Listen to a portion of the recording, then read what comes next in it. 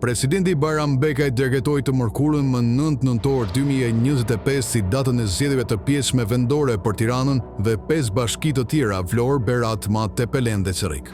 Mendimi erdhi pas dorëheqjeve dhe zhvillimeve politike në këto bashki duke hapur rrugën për zgjedhjet e drejtuesve të rinj. Megjithatë, rasti i Tiranës mbetet i diskutueshëm.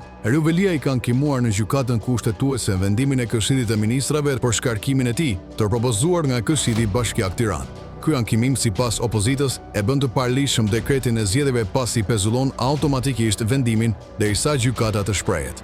Për të arsye disa juristë paralajmërojnë se presidenti rrezikon të akuzohet për shkelje të kushtetutës. Në njoftimin zyrtar, presidenca argumentoi se rasti Veliajt hyn tek mosparaqitja në detyrë për 3 muaj të pandërprer, e cila nuk i nënshtrohet jurisdiksionit të gjykatës kushtetuese, por atij administrativ. Për të arsye, sipas institucionit, dekretimi i zgjedhjeve ishte i detyrueshëm pasi brenda 48 orësh nga njoftimi i Këshillit të Ministrave, presidenti duhet të shpallte datën. Nga ana tjetër, Velia, i cili tashmë është marrë i pandehur për 13 akuza penale, e kundërshton shkarkimin si të palishëm.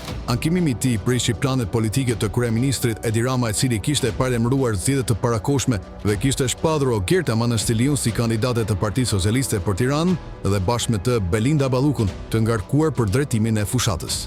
Në këtë klim tensioni politik dhe institucional, mbetet për të parë nëse gjykata kushtetuese do të ndalojë procesin apo zgjedhjet e shpadhura nga presidenti do të zhvillohen më datën 9 nëntor.